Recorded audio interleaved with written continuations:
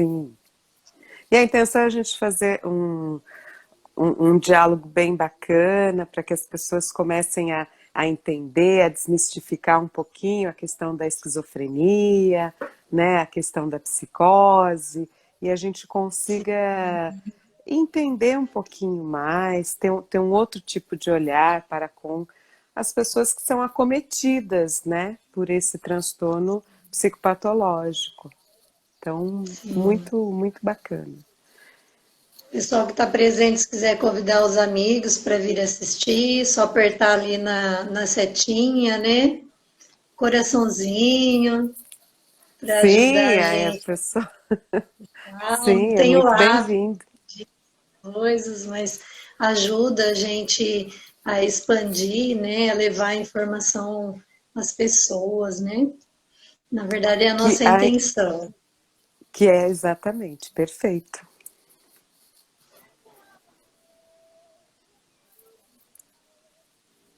Já entrou um pessoal, deixa eu ver a hora aqui. Já 19h34. Uhum.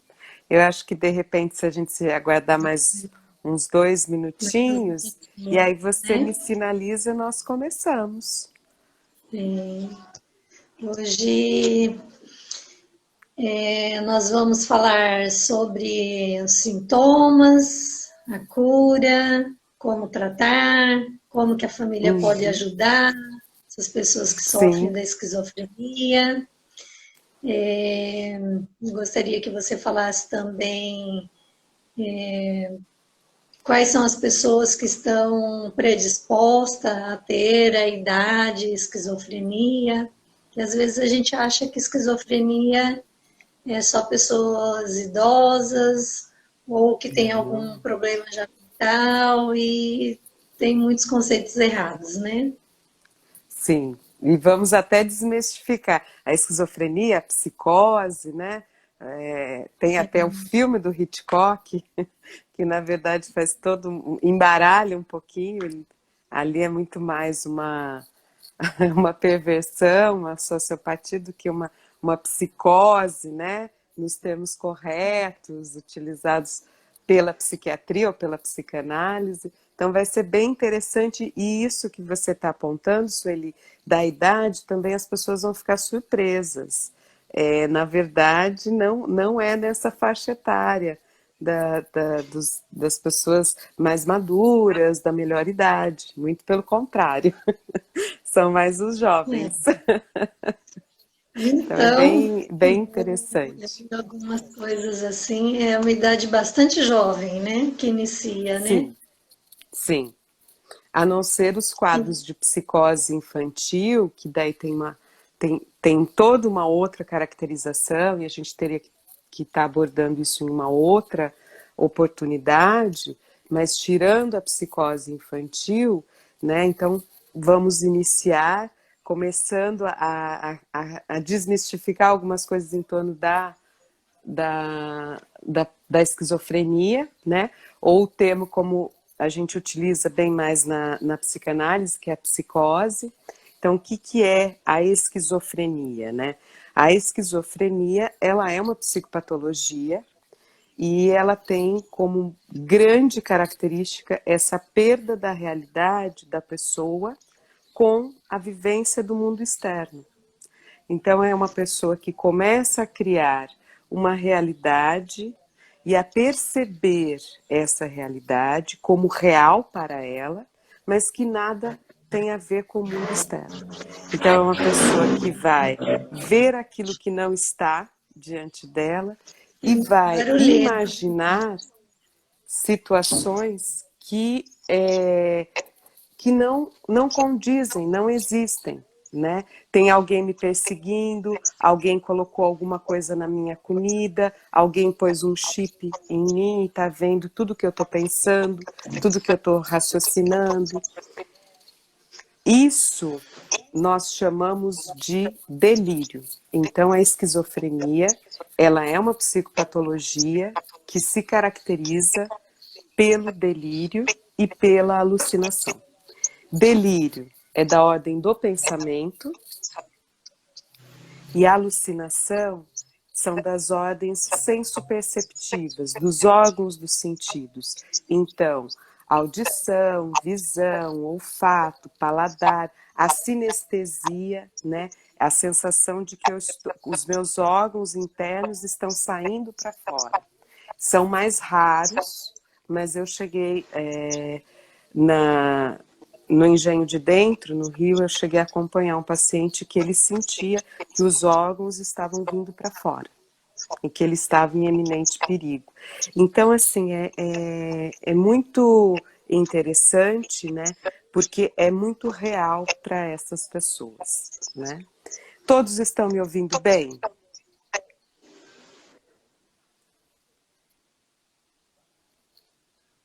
Não conseguiu? Não consegui entrar. Ok. Sim. Sonoridade tá ok? Porque com o meu fone eu tô... Tá ok. Para mim, Me o som tá situe. ok. Tá ok? Perfeito. Então eu vou prosseguir. Então, esquizofrenia é uma psicopatologia que tem como característica essa perda da realidade externa. Como que isso acontece? Por dois grandes vetores, o delírio e a alucinação, né?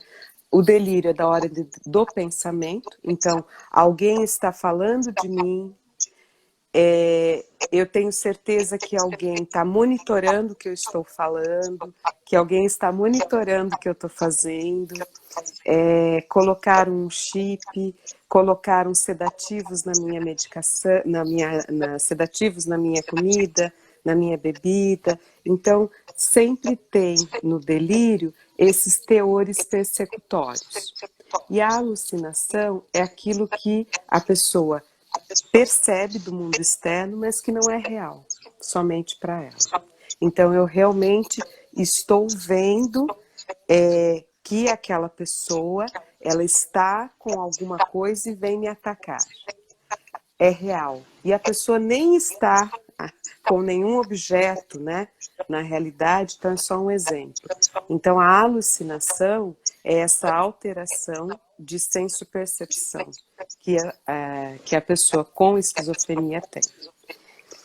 E o que é a psicose? A psicose é a mesma denominação. Na verdade, a esquizofrenia, ela compõe a psicose. E a psicose, dentro inclusive da psicanálise, ela é uma estrutura psíquica. É essa onde realmente a pessoa, ela tem uma dificuldade muito grande em simbolizar, ela tem essa percepção alterada da realidade, ela escuta vozes de comando que dizem para ela fazer isso, fazer aquilo. Inclusive, muitas dessas pessoas falam em terceira pessoa. Assim, ela disse. Então, você me pergunta, Ana Paula, o que você pensa disso? Ela disse que pensa isso assim, assim, assim. Ela disse que pensa. Olha, em vez de eu dizer, eu penso, respondendo a sua pergunta isso, eu vou dizer para você, ela disse que pensa assim, assim, assim. Por que a pessoa faz isso? Porque ela escuta essas vozes de comando, como se fossem alguns guias.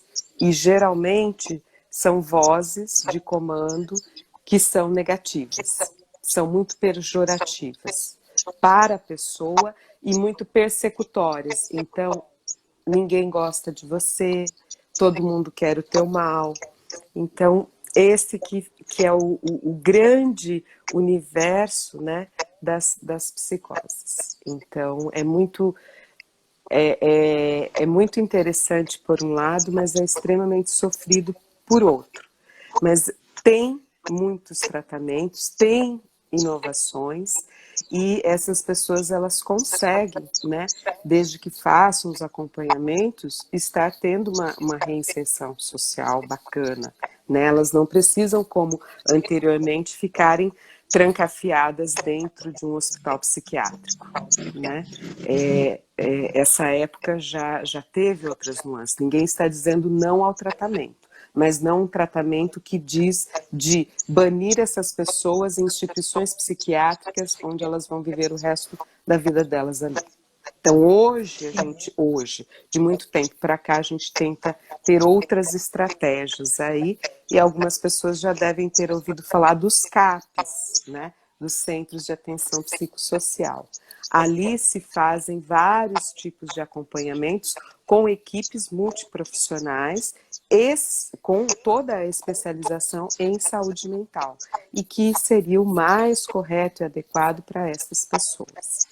E aí uma grande curiosidade que você traz com relação à idade, geralmente há uma prevalência, nunca é uma certeza, mas uma maior prevalência por volta dos 20 anos.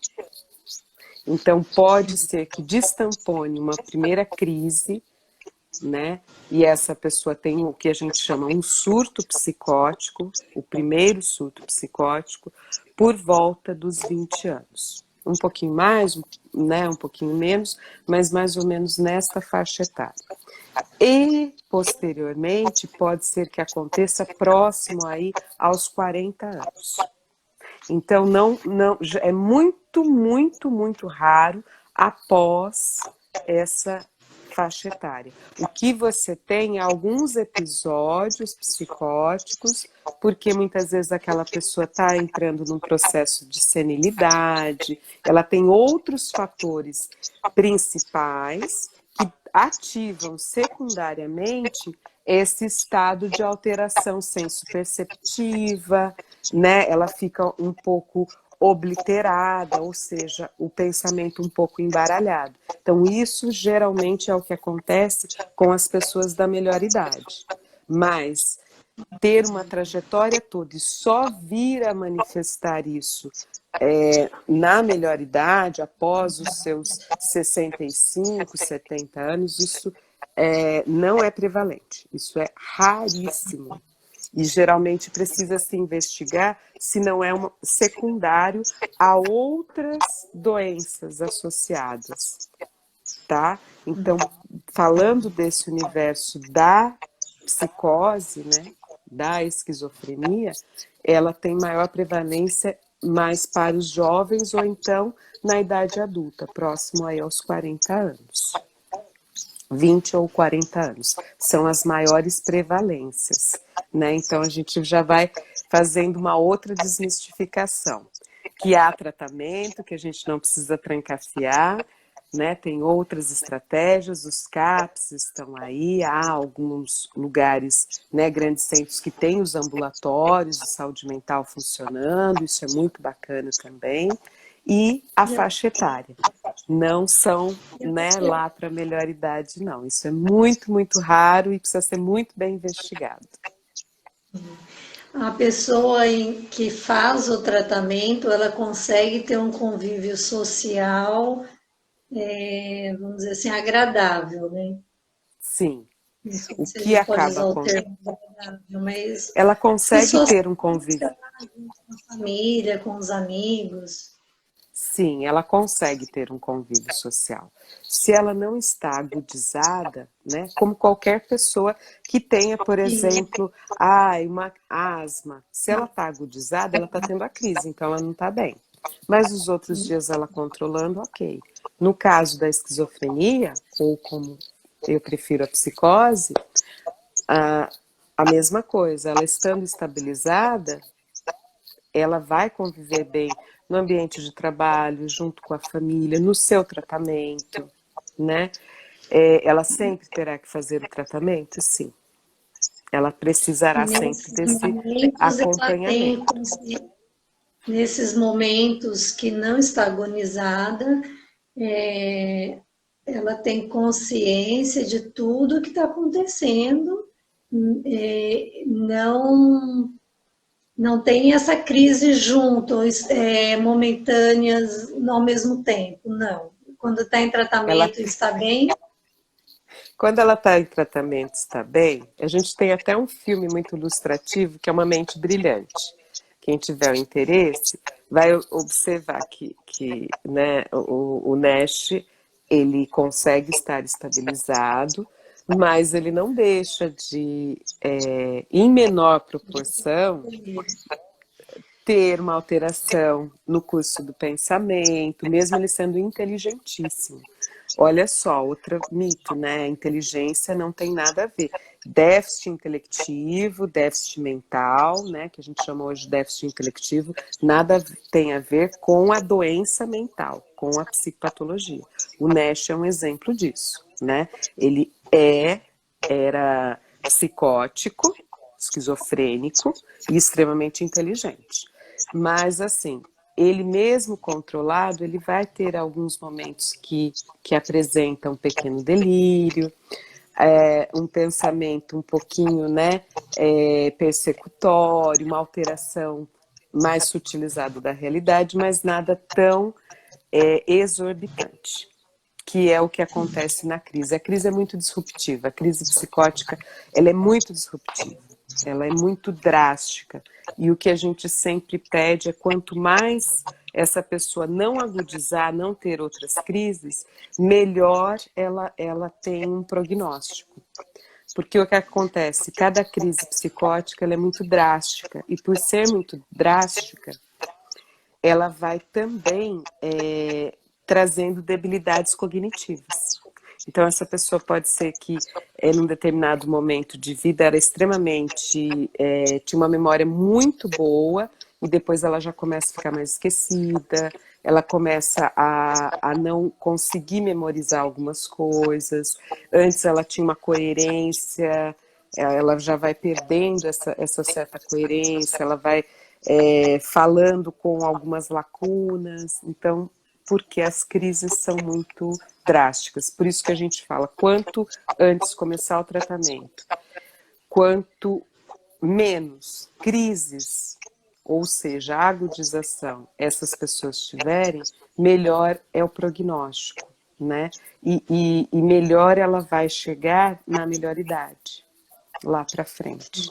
Mas ela sempre terá, em menor proporção, essa alteração da realidade. É que ela consegue mesclar, ela consegue perceber. Ah, tá, isso aqui é do meu universo, e isso aqui realmente Ela é tem essa do mundo consciência. externo, que é igual para todo mundo. É, Perdão? a pessoa que é esquizofrênica, ela tem não tem essa consciência de aquele exato momento não realmente não está acontecendo. Ela vive aquilo como se realmente acontece, né? Na Sim, cabeça dela, no psicológico, aquilo sim, realmente acontece. sim. É que a intensidade, daí ela vai entrando nesse universo paralelo pela intensidade, porque daí ela vai agudizando. Então, se ela realmente tem um sentimento de persecutoriedade com alguém da família, algum vizinho, alguma vizinha, é um cuidado, é um alerta, a família precisa perceber que ela está começando, sim, a entrar numa crise. Então, ela precisa de tratamento antes, e muitas vezes essas pessoas, quando começam a fazer isso, elas vão boicotando o tratamento delas. E aí o que acontece? Elas não tomam medicação, elas começam a faltar, elas não vão, porque elas acreditam que elas estão bem. E aí quanto mais Também. elas têm essa falsa sensação de estar bem, mais elas vão se encaminhando para uma nova agudização, para uma nova crise, né, psicótica. E aí realmente ela vai exacerbar, ela vai aflorar mais ainda esses sintomas. A alucinação, o delírio, essas persecutoriedades. E isso a gente chama de ainda sintomas produtivos. Produtivos não porque são bons, são produtivos dessa quebra com a realidade externa. É por isso, delírio, alucinação. Há também esse comprometimento cognitivo, que eu falei, e há os sintomas ditos negativos. O que são os sintomas negativos? São os processos maiores de isolamento, embotamento afetivo, né? Ela vai cada vez mais perdendo os afetos, o convívio, querer conviver com outras pessoas, vontade, né, de fazer algumas coisas, entender alguns sentimentos de alegria, de tristeza, que é o que a gente chama embotamento afetivo, ela já não vai conseguindo fazer isso. Então, o que acontece, né? A medicação, tiveram muitos avanços na parte da psicofarmacologia, mas algumas medicações, elas ajudam nos sintomas, né, nos sintomas produtivos, delírio, alucinação, a persectoriedade, mas elas reforçam esse isolamento, essa apatia, esse embotamento afetivo. Então, todo o processo de isolamento, muito severo, ele é sempre uma preocupação que a gente da saúde mental tem que ter. Então, quando fica muito grave também o fato dessa pessoa parar de fazer suas atividades, de querer frequentar os seus lugares de tratamento, ficar mais embotada, com menos reações, a gente também precisa tomar muito cuidado, os familiares devem também estar atentos, porque senão ela pode vir a ter pensamentos negativos e há uma propensão ao suicídio. Tá?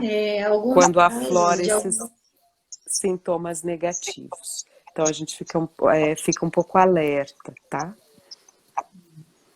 Em alguns casos, algumas pessoas com esquizofrenia, pelo menos assim que eu ouço que o pessoal fala que foi diagnosticado, né, com esquizofrenia, que algumas pessoas falam, o demônio está lá, eu vi o demônio, ou tem pessoas que trancam toda a casa, tem algumas situações que ele fala, por exemplo, alguém está perseguindo ou está sondando. Como que a família pode agir? Porque normalmente a gente costuma falar, não tem ninguém aqui, pode ver, não tem. Acho que o fato da gente falar, não tem ninguém, não existe, não resolve, né? Como nós podemos tentar ajudar nestes momentos? Olha, nestes momentos que a gente já percebe isso, a primeira ajuda é a gente falar, olha, então vamos ficar aqui, nós vamos fechar aqui, vamos juntos fechar aqui, vamos ficar aqui, se for à noite, por exemplo, e assim que possível, já na manhã, a família já acionar uma equipe, o CAPS, por exemplo. Porque já está começando a agudizar, tá? Se é a primeira vez, com todo cuidado, pedir para a equipe, dizer que nunca aconteceu antes, informar isso para a equipe do CAPS, porque eles já vão saber que é a primeira crise. E a primeira crise, ela, quanto melhor tratada, melhor a evolução depois desses, tanto para os sintomas negativos quanto para os sintomas produtivos da esquizofrenia. Então, essa é a primeira indicação, porque não vai adiantar dizer, olha, eu estou vendo, não tem nada ali, olha, eu estou vendo, ele não está te agredindo, ele não está te xingando. Você vai ter que... Você vai ter que focar, a família tem que focar para outra atenção e falar, então, vamos hoje... para não ter, a gente vai ficar aqui, vamos conversar sobre outras coisas, você não gosta de fazer tal coisa, e aí de acordo com o que esse familiar gosta de fazer. Se ele gosta de um programa, vamos assistir esse programa, e estar junto com ele, e no outro dia já acionar uma equipe de saúde mental. Vai precisar de um terceiro, que é essa equipe especializada, para acompanhar. A família sozinha não dará conta. E, independente da concepção religiosa, a gente precisa entender que há essa psicopatologia, sim, né? Então, uma coisa não exclui a outra, mas eu não posso dizer que simplesmente eu orando que vai resolver. A oração é bem-vinda, mas o acompanhamento, né, porque nos foi dado esse livre-arbítrio, precisa ser feito. E como eu disse, um dos das clássicas características é a persecutoriedade. Estão me perseguindo, está vindo me pegar, está querendo meu mal, estão querendo, né, me destruir, estão querendo me matar. Então, olha a persecutoriedade, esse é um dos sintomas clássicos. Então, a gente precisa só dimensionar adequadamente para que os familiares e essa pessoa estejam sendo bem acompanhadas e tendo seguindo os seus dogmas. Só que não dá para misturar estações, né? Eu acho isso um pouco delicado. Então é só um adendo, né? Não dá para trancafiar também a pessoa na casa. Vai trancar aqui que vai passar. Né? Tem famílias que até tentam, mas não conseguem, né? Porque ninguém Sim, consegue ficar sim. vigiando a pessoa 24 horas, né? E é sofrimento para a pessoa e é sofrimento para os familiares. Então, se a gente tem uma boa equipe de saúde mental que possa auxiliar, vamos recorrer a isso. É tão importante, né? E quanto antes, até para que não agudize novamente. Tem alguns casos que foram tão bem sucedidos que não, ao longo de muitos e muitos anos, quase décadas, não tiveram agudizações, não tiveram crises, porque tiveram um acompanhamento bacana. Então, quanto mais isso ocorre, melhor a evolução, né, do quadro clínico e melhor essas pessoas ficam, com maior qualidade de vida. Porque é muito sofrimento, né? A gente há de convir, há muito sofrimento, né? É um dos sofrimentos mais intensos que eu já vi, são as crises psicóticas. Realmente, sem sombra de dúvida de todas, são as mais fortes. É o que mais a gente vê um sofrimento visceral. E que é uma realidade muito outra. E que a gente se sente muito impotente enquanto profissional. Por isso a gente sempre trabalha em equipe para tentar se aproximar. Porque muitos vão perdendo até o verbal. Nos momentos de crise, alguns não falam. Eles começam a embaralhar, né, a língua e se revirar, e eles olham para você com o olhar atravessado. É muito intenso.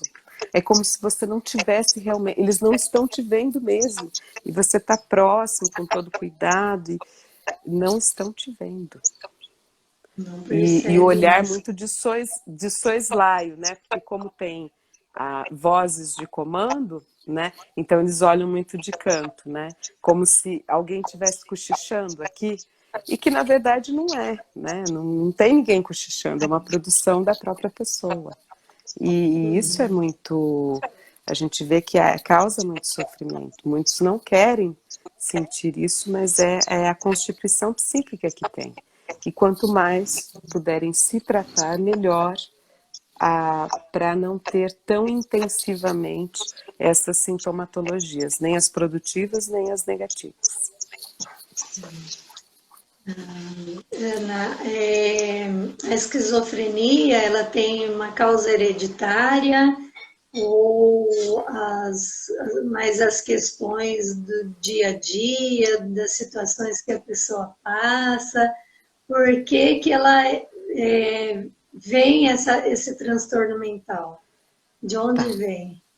Então, vamos lá. Aí é uma briga, tem a psiquiatria, a psicanálise do outro lado, e uma briga aí, então vamos tentar esclarecer isso.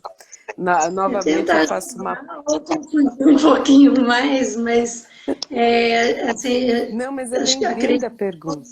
todos ouvem, né, várias situações, e acho que a gente também não quer discutir se é 8 ou 80, mas tentar esclarecer o nosso ponto de vista, né? Que cada profissional às vezes tem um ponto de vista um pouco diferente, Sim. mas assim, diante da nossa forma, do que a gente acredita, da forma que a gente trabalha, né? Do nosso ponto de vista. Sim, eu acho super importante. E a gente vai ter que abordar, não tem como. né? Eu tenho que me aproximar da psiquiatria até para que eu entenda os estudos feitos, assim como os psiquiatras se aproximarem da psicanálise para ver as estratégias ali. Nem tudo é biologicista, nem tudo há uma questão do excesso de dopamina, que é uma das justificativas, e que por conta disso, eu pegando medicações que reduzem essa produção da dopamina, eu combato os sintomas produtivos. Só que, por outro lado, eu intensifico os embotamentos afetivos, os sintomas negativos. Então, assim, vamos lá. Desde já, estou vendo que vão ter algumas perguntas, eu agradeço o pessoal que está entrando, fico muito feliz, o pessoal que está participando, sejam muito, muito bem-vindos, ficamos muito felizes e é uma grande alegria poder conversar sobre esse universo da esquizofrenia, da psicose, que me é muito cara, me é uma paixão muito grande, né, e foram grandes mestres que eu tive, os meus antigos pacientes. Falo isso com muito orgulho e acho que valeu muito, muito a pena ter circulado por todas as instituições psiquiátricas, né, públicas e de renome do Rio de Janeiro. Então, do Pinel ao Nise da Silveira, na época ainda era CPP2, depois a Juliana Moreira. Então, assim, fico extremamente feliz e de todas as parcerias e com profissionais e de todos os acompanhamentos realizados, que foram muitos ao longo de muitos anos. Então, assim, vamos tentar entender um pouquinho, né, essas visões, né, com relação à causa. O que causa a esquizofrenia, a psicose? Bom, na questão da psicopatologia, na questão da psiquiatria, há sempre uma associação a algo hereditário, a algo genético, que é um primeiro ponto para a gente verificar, e depois eles falam de uma certa influência, uma predisposição que essas pessoas, que por conta da genética teriam, e conforme a hostilidade do meio externo, essas pessoas teriam maior propensão a ter a psicose. Essa é a visão da psiquiatria. E que por conta disso, essas pessoas, quando começam a ter as crises, elas têm uma maior produção da dopamina, que é um neurotransmissor, que vai fazer com que intensifique os processos de delírio, de alucinação, de persecutoriedades, tá? Esse é um viés. Bem simplificado, por causa do tempo, mas esse é o principal viés, uma causa genética. Na maioria dos transtornos mentais sempre tem a parte hereditária, mas tem a questão física também, né? A questão da fisiologia está sempre envolvida na maioria dos casos, né? Sim.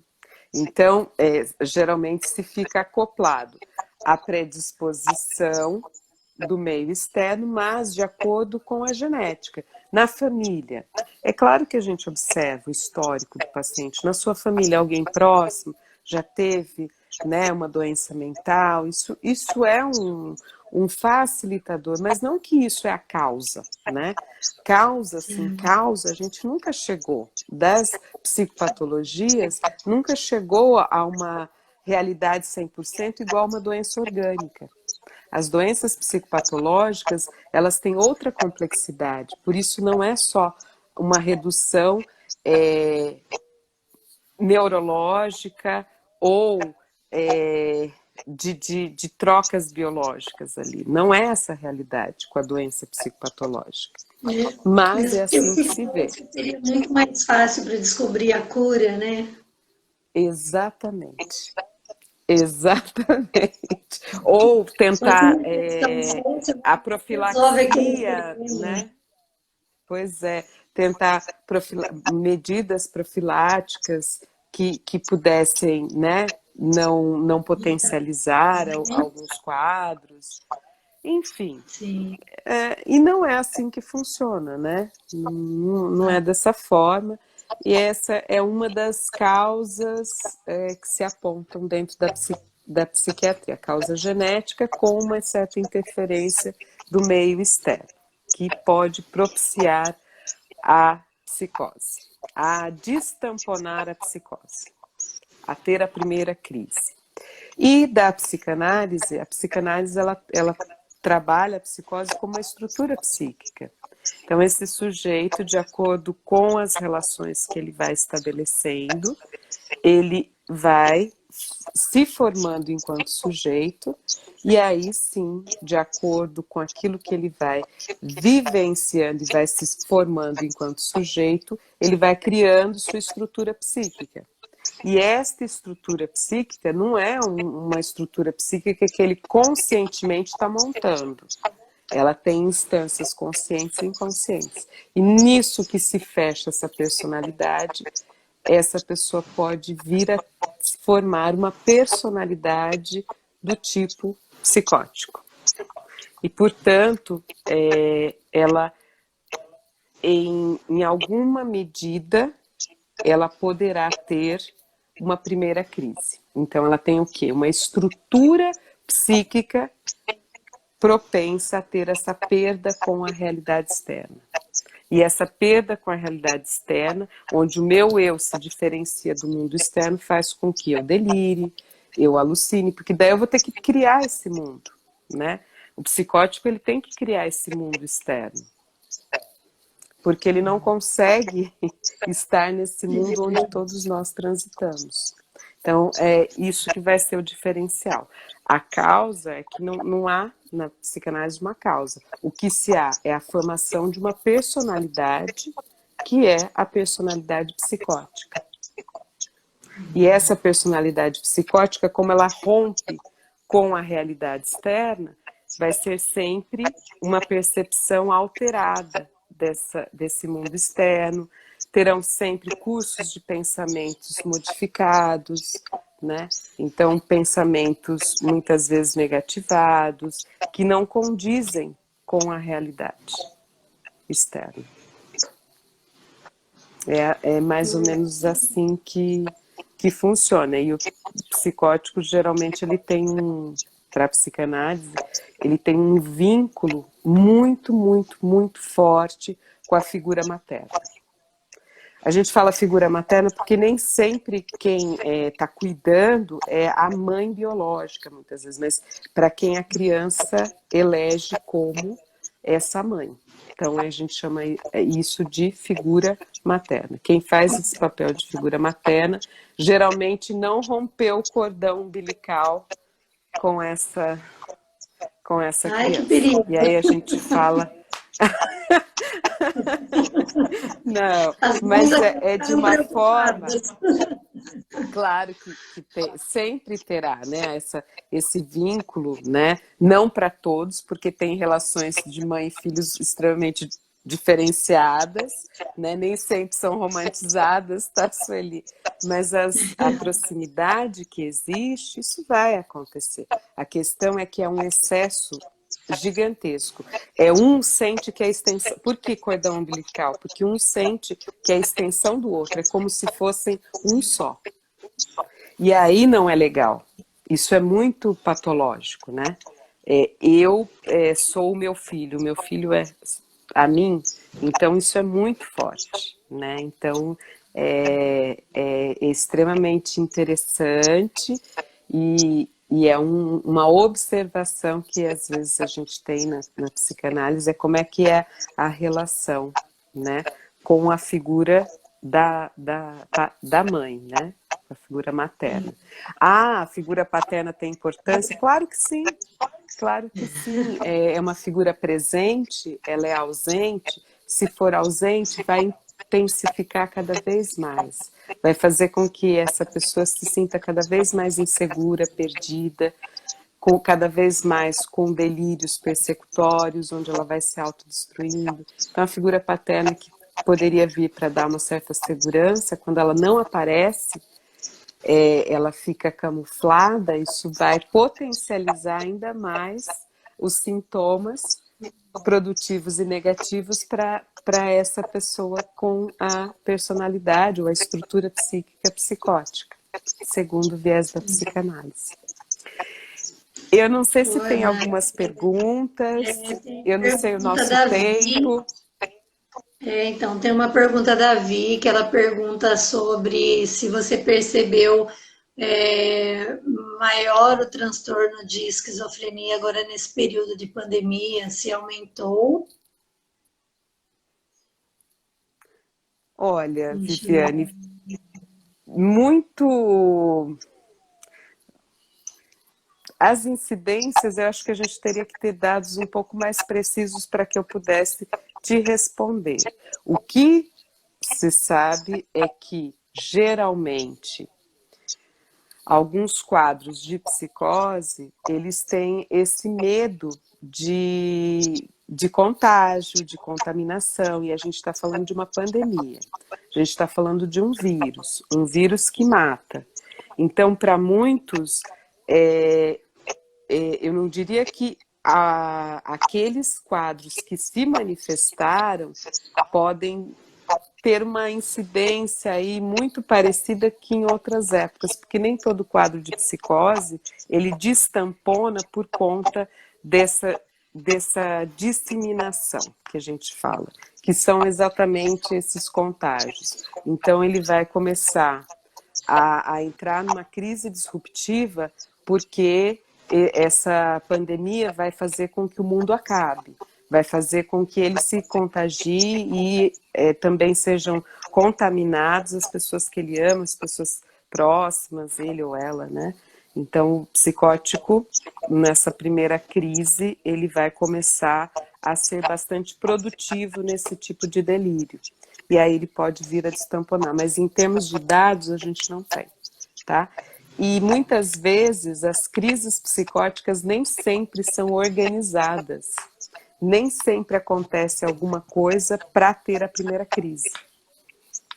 Isso é muito interessante. Nem sempre você tem outros quadros, né? Uma depressão, um transtorno de humor, transtorno de ansiedade, que tem gatilhos, ok? No caso da psicose, não necessariamente você precisa de um gatilho para que a pessoa tenha crise. O que a gente precisa, enquanto né, equipe, é sempre acompanhar. Quanto mais a gente ir conhecendo esse paciente, mais a gente sabe, olha, tá falando assim. Quando começa a falar assim, vamos ficar atento, porque eu acho que fulana, ela não tá legal, acho que vale a pena a gente ter um olhar. Vamos aumentar a presença dela aqui no CAPS, porque tem alguma coisa. Vamos tentar chamar a família. Então, assim, quando a equipe começa a conhecer, a gente já começa a observar que está se engendrando uma possível crise. E que não acontece, se chamamos familiares, não aconteceu nada fora da rotina. Então, essa ciclagem acontece sem nada que proporcionou, diferente de outras psicopatologias, tá?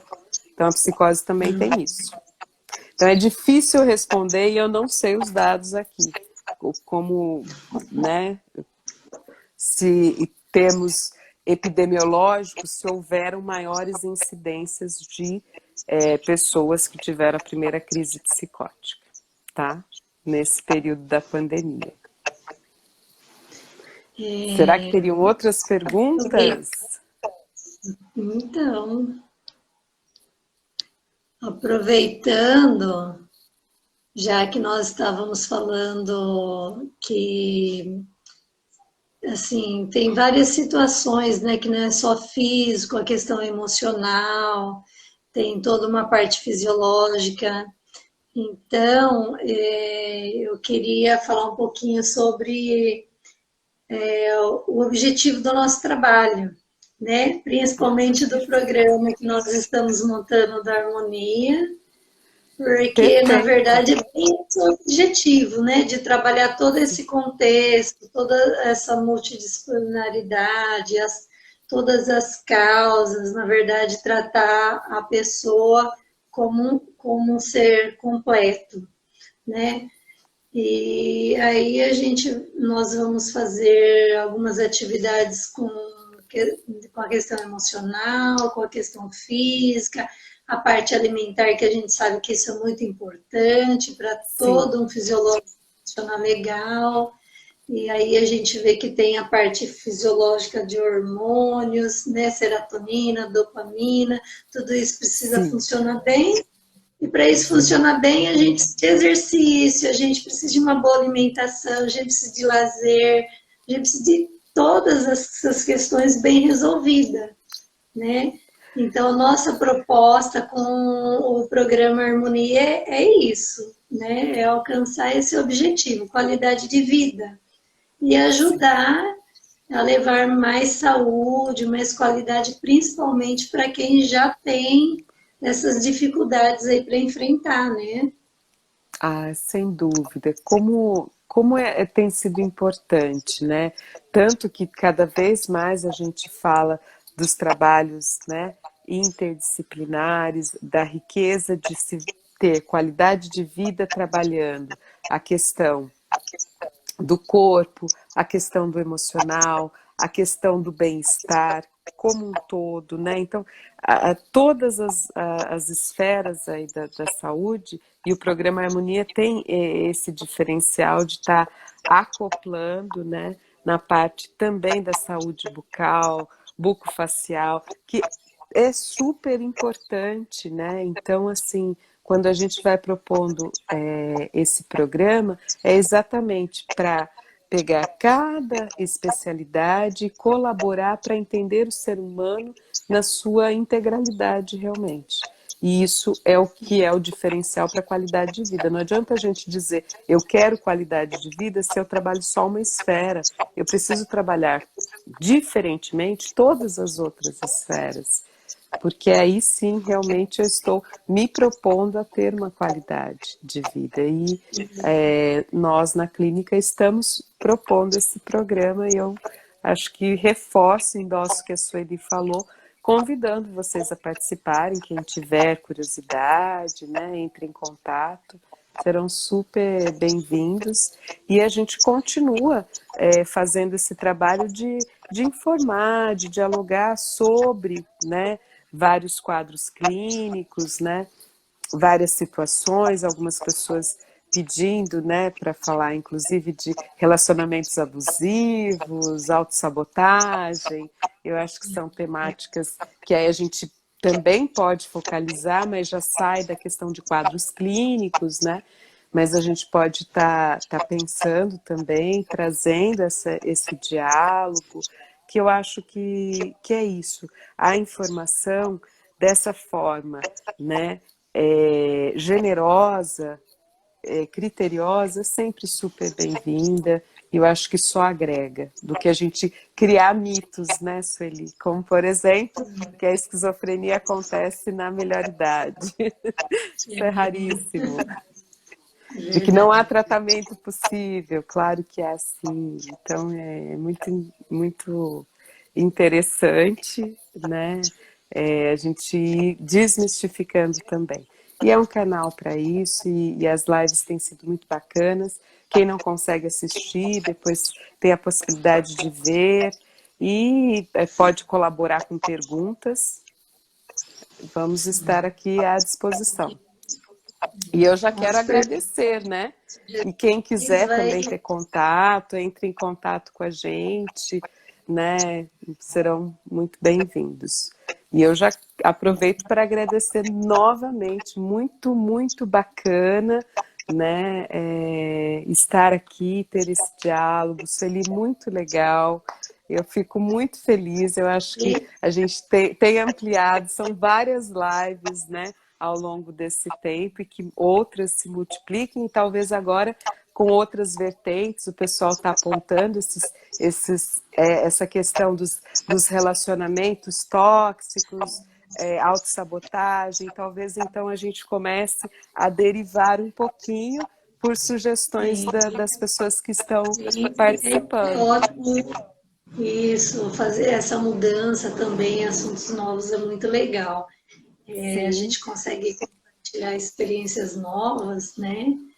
A gente só não conseguimos ser tão assíduos como a gente havia programado a cada 15 dias, sim, né? Esse sim, período agora de fim de ano é muito corrido para nós, você com a escola, eu com o consultório. Então, sim. eu peço desculpa, porque realmente a gente não conseguiu agendar, coincidir a agenda, preparar esse momento para isso. Então, passou sim, aí, ó, acho que uns 30 dias, né? sim. E eu não Eu sei se acredito nós que a vamos gente conseguir vai ter que fazer fechar, gente. né, em 30 dias e depois vamos aguardar aí 2021, a gente começa a retornar para quinzenalmente, né? Poder Aí, no ter, ano, a gente consegue intensivar isso melhor, né? sim, Produzir algo melhor, com mais tempo, com mais qualidade, porque na correria, às vezes, a gente se dedica pouco a isso, né? sim, então a Então, gente vai também ampliando e, claro, a colaboração de todas essas dicas, as temáticas, serão sempre muito bem-vindas e é uma satisfação poder dialogar sobre elas, mesmo. Eu fico sim. muito, muito grata, muito, muito feliz nesses mais de 20 anos de trajetória clínica, fico extremamente feliz. Então, agradeço a presença de todo mundo. Eu vou pedir perdão, não vou nomear as pessoas, mas gratidão pela presença. Agradeço a pergunta, agradeço a participação, as indicações de próximas temáticas. Sueli, agradeço muito a equipe, né, toda. Então, um beijo no coração de vocês e acredito que a gente tem ainda um tempinho. Como é que está? Tem, acho que alguns minutinhos, sim. Nós Temos ainda uns são minutinhos? Será que alguém teria alguma 26, curiosidade? 24 minutos, alguns minutinhos. No meu, Oh, hoje, não está ainda os minutos, então acredito que tem até um pouquinho mais. Eu tem um ainda pouquinho. não consigo ser o segundo, só que ele aparece, mas eu acredito que a gente tem pequenos minutos. Eu também gostaria de Pequenos. agradecer a todos que têm participado, né, que têm colaborado para o nosso crescimento, para a gente levar informação. Como eu falei, eu tenho vontade de fazer alguns assuntos que abordam a minha área, porque durante o dia a dia, né, a gente tem muitos questionamentos em relação à saúde bucal, a importância dos dentes, embora hoje assim a gente tenha a informação na palma da mão, mas ainda a gente tem muitos questionamentos em consultório, né? Então, tenho muita vontade de trazer alguma coisa aqui ainda, mas esse ano ainda não consegui. Acredito que eu não consiga até o final do ano, mas prometo que para o próximo ano sai. Olha só. Não, é muito, muito bacana. Eu acho que toda troca é sempre muito bem-vinda e vai ser muito bacana ter esse canal e você trazendo a sua experiência, Sueli. Isso é super válido. E E assim, eu vou trazer, então, aproveitar esse momento. Como eu gosto muito de cinema, né? Então, esse universo da psicose tem um filme muito, né, clássico, embora um clássico um pouco mais recente, com a Natalie Portman, que é o Cisne Negro. Então, o Cisne Negro, você vê ali toda o disruptivo da psicose, né? Com a personagem, uma bailarina, e o filme é lindíssimo, uma produção muito bacana, e a gente começa a perceber, e nós, espectadores, tem momentos que nós não sabemos se é real ou não é real, né? E a gente é levado, então tem muitos momentos que a gente precisa assistir uma vez e depois outra e fala, poxa, ali não era real, mas eu não vou falar muito para não perder o gosto. Então, quem gosta, é uma sugestão para quem gosta de cinema, ali fica bem ilustrativo, né? Uma pessoa com muito potencial, mas que era psicótica, que teve a sua crise, né? Psicótica, a relação com a mãe e bailarina excepcional. Então, assim, é interessante e uma mente brilhante, que é um pouco mais antigo e que também vai falando um pouquinho, né, da trajetória do John Nash, que foi Nobel em Economia, mas era psicótico. Então a gente vai desmistificando essa questão que a psicose, ela, né, as pessoas têm que ficar isoladas de forma nenhuma, né? Desde que haja Eu só queria tratamento, fazer é uma possível. coisinha. Depois, se você colocar o filme que você está sugerindo, o nome, os dados, para as pessoas procurarem depois no comentário, porque algumas pessoas às vezes esquecem, não Sim, recorda posso. direito. Então, deixar aí Posso nos sim. comentários, o pessoal procurar, quem interessar para assistir, né? Coloco sim, vai ser muito bem lembrado, coloco quem tiver o interesse e, e assim, dizer que a gente tem avançado bastante nessa área da esquizofrenia, da psicose, tem muito a se avançar e eu acho que vão ter bons resultados aí. Daqui para frente, alguns melhores resultados. Vamos avançando, né? Então, desde já, muito, muito obrigada, pessoal. Um beijo no coração de todos. Feli, muito obrigada. Um beijo. Já me Tchau, Ana. despeço. Tchau, Obrigada. tchau. Boa Obrigada por noite. estar aqui sempre com a gente, dividindo o seu Eu, conhecimento, disponibilizando, porque tem, sei que é corrida, que você dá aula à noite também, né? Mesmo com pandemia, está em casa trabalhando, né? Muito trabalhando obrigada por sempre. dar um tempinho aí na agenda para levar esse esclarecimento para nós. Muito obrigada. Um maravilhoso final de semana para todos. Beijo, Bom fim Sueli. de Tchau, semana para tchau. Beijo a todos. vocês. Tchau.